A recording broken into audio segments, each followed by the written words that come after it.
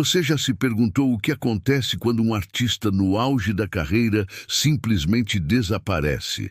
Rafael Santana tinha tudo: milhões de fãs, contratos milionários e hits que tocavam em todo o Brasil. Suas músicas eram trilha sonora de casamentos, festas e momentos especiais de uma geração inteira. Mas em 2018, algo inexplicável aconteceu. Ele cancelou todos os shows, apagou suas redes sociais e sumiu sem deixar rastros. O que a mídia escondeu sobre esse desaparecimento? O que realmente aconteceu nos bastidores da indústria musical brasileira? Hoje, você vai descobrir a verdade que ninguém quis contar. Uma história de manipulação, contratos abusivos e segredos sombrios que vão além da sua imaginação. Prepare-se para uma narrativa que vai mudar sua visão sobre a fama e o preço do sucesso. Fique até o final, porque as últimas revelações são de partir o coração. Rafael Silva Santos nasceu em 1988, numa cidadezinha esquecida no interior de Minas Gerais, onde o asfalto terminava na entrada da cidade e a vida seguia o ritmo das estações do café.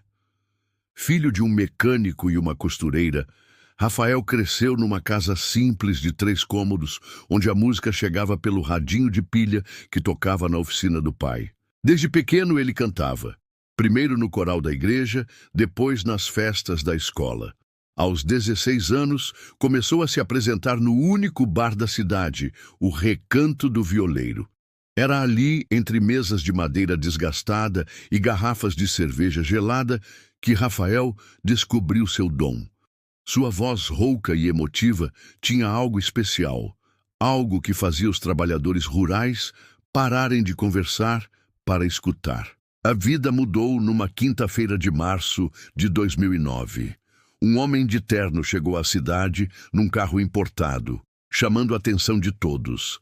Era Marcos Veloso, produtor musical de São Paulo, que havia parado para abastecer e ouviu Rafael cantando. O que aconteceu naquela conversa de 20 minutos mudou o destino de ambos para sempre. Marcos ofereceu um contrato que parecia um sonho: estúdio em São Paulo, produção profissional e a promessa de transformar Rafael numa estrela nacional. O jovem de 21 anos, que nunca havia saído de Minas Gerais, assinou sem ler as letras miúdas, um erro que custaria muito caro no futuro. Em poucos meses, Rafael estava gravando seu primeiro álbum. O choque foi brutal. Luzes dos estúdios, equipamentos que custavam mais que sua casa inteira, e uma pressão constante para ser perfeito. Mas o resultado foi mágico. Coração Sertanejo, seu primeiro single, estourou nas rádios em 2010, alcançando o primeiro lugar em menos de 3 semanas. O sucesso de Rafael foi meteórico e avassalador. Coração Sertanejo não saía das rádios, e logo vieram outros hits: Noite de Lua, Amor Verdadeiro, Saudade que Dói. Em 2 anos, ele havia vendido mais de 2 milhões de cópias e lotado estádios pelo Brasil inteiro. O garoto do interior agora vivia numa mansão em Alphaville, dirigia carros importados e usava roupas de grife. Tinha uma equipe de 15 pessoas cuidando da sua carreira, redes sociais e até da sua vida pessoal. Parecia o paraíso, mas Rafael começou a perceber que havia perdido algo no processo: sua liberdade. A gravadora controlava tudo. Cada música que ele queria compor passava pelo crivo de uma equipe de executivos que decidia se era comercialmente viável. Rafael sonhava em cantar suas próprias composições, letras que falavam de sua terra natal, de saudade, de histórias reais. Mas a resposta era sempre a mesma: isso não vende, Rafael. Você precisa seguir a fórmula. A pressão era constante. Shows todos os fins de semana, gravações intermináveis, entrevistas onde ele precisava fingir ser feliz quando por dentro se sentia perdido. Rafael começou a desenvolver crises de ansiedade, mas a equipe médica da gravadora sempre tinha uma solução química para mantê-lo funcionando. Em 2014, no auge da carreira, Rafael conheceu Isabela Mendes, uma influenciadora digital com milhões de seguidores. O relacionamento foi imediatamente capitalizado pela gravadora como uma estratégia de marketing. Cada encontro virava notícia, cada foto juntos gerava milhões de visualizações. O que deveria ser amor se tornou mais um produto comercial. Mas foi nessa época que Rafael começou a desconfiar que algo estava muito errado com seus contratos financeiros. Apesar do sucesso gigantesco, seus rendimentos eram muito menores do que deveria. Quando questionou, recebeu respostas evasivas sobre custos de produção e investimentos em carreira. Era o início de uma descoberta aterrorizante. E você, o que pensa sobre tudo isso até agora? A fama realmente vale todos esses sacrifícios? Deixe sua opinião nos comentários, porque a história está apenas começando e o que vem pela frente é ainda mais chocante. Em 2015, Rafael tomou uma decisão que mudaria tudo. Contratou um advogado independente para analisar seus contratos. O que descobriu foi aterrorizante.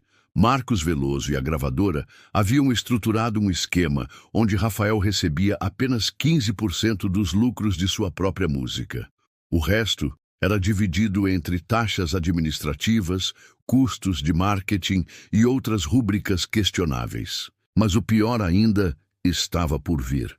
O advogado descobriu cláusulas que permitiam à gravadora usar a imagem e as músicas de Rafael, mesmo sem sua autorização, por mais 20 anos após o término do contrato. Era praticamente escravidão artística, disfarçada de oportunidade de ouro. Quando Rafael confrontou Marcos, a resposta foi fria e calculista. Você era nada quando te encontrei. Sem mim, volta a ser nada. Sugiro que não tente ser esperto demais. A ameaça era clara, mas Rafael não imaginava o quão longe seus parceiros comerciais estavam dispostos a ir. O relacionamento com Isabela também revelou sua face mais cruel. A influenciadora havia sido paga pela gravadora para se aproximar de Rafael e manter o relacionamento público enquanto fosse conveniente para ambas as carreiras.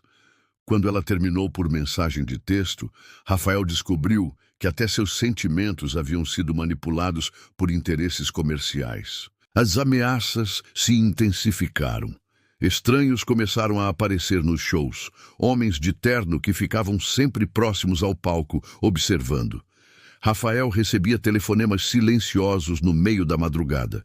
Sua família no interior começou a relatar visitas inesperadas de pesquisadores fazendo perguntas sobre o cantor.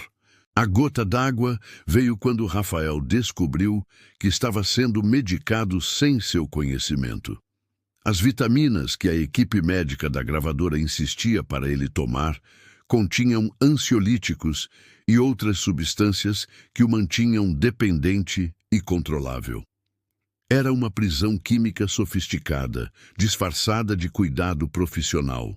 Rafael tentou buscar ajuda legal, mas descobriu que Marcos tinha conexões poderosas em escritórios de advocacia, na mídia e até na polícia.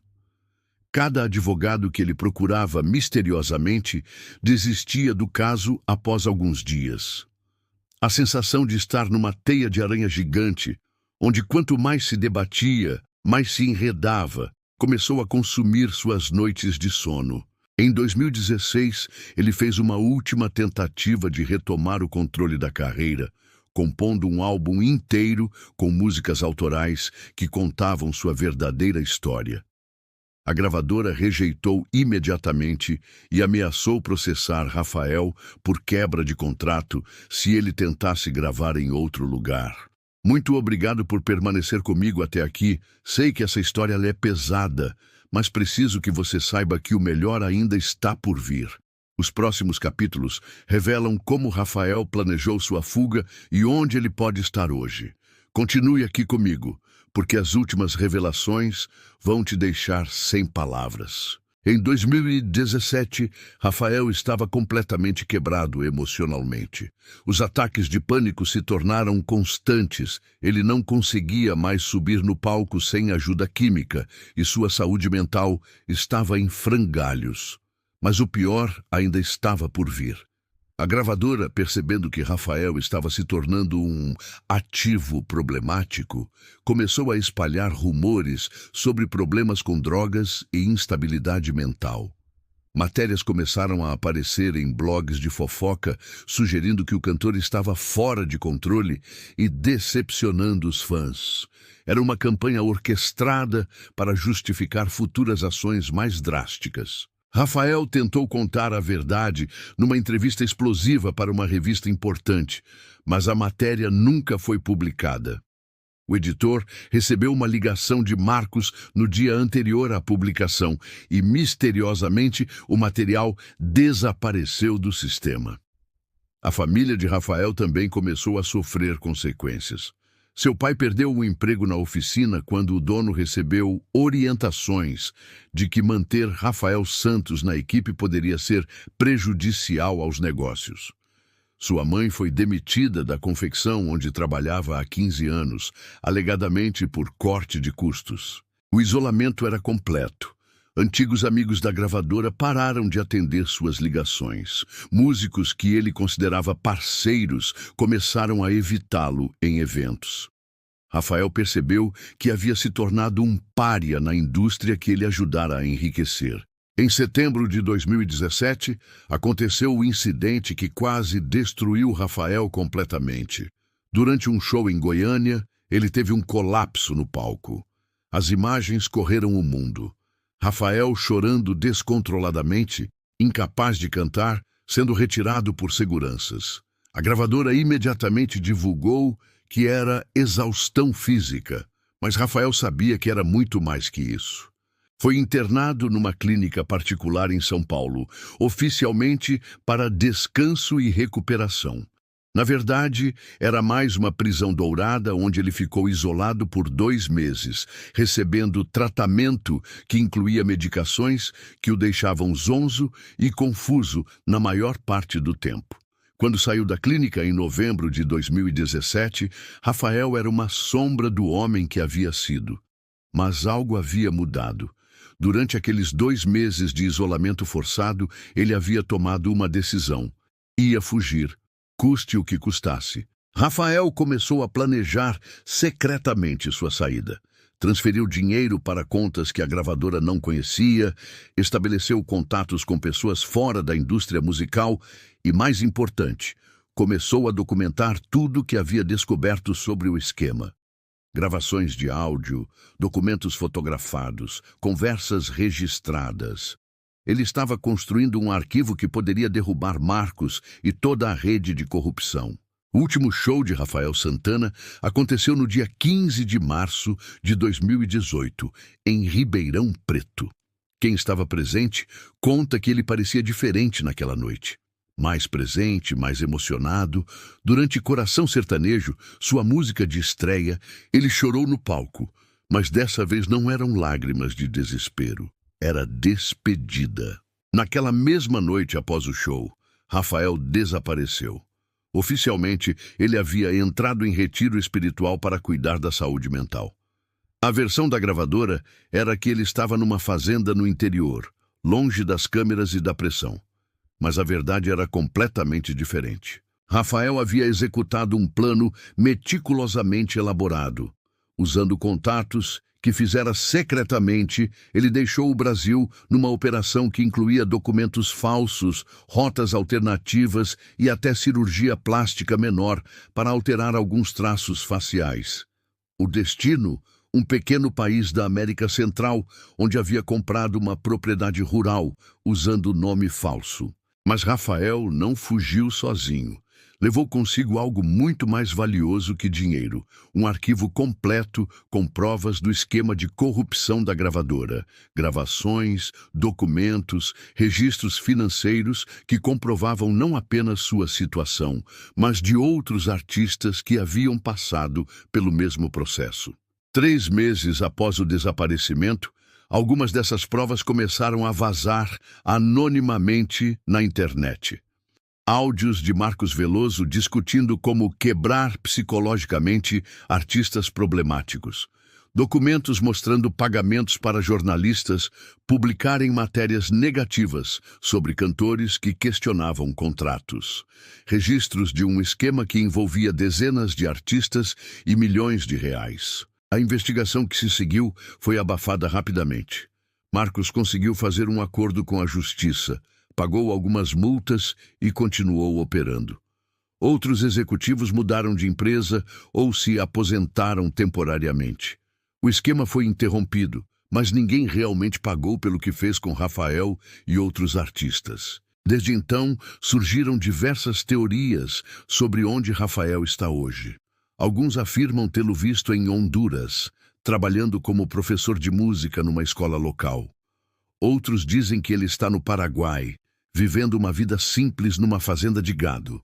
Há quem garanta que ele voltou ao Brasil e vive discretamente numa cidade pequena do Nordeste. A verdade é que Rafael Santana conseguiu algo que poucos artistas conseguem: escapar da máquina que o criou e o destruiu. Mas o preço foi alto demais. Ele perdeu sua carreira, sua identidade pública e principalmente perdeu a oportunidade de compartilhar seu talento com o mundo nos próprios termos. Em 2021, um envelope foi entregue anonimamente na redação de um jornal de São Paulo. Dentro, uma carta manuscrita que muitos especialistas acreditam ser de Rafael.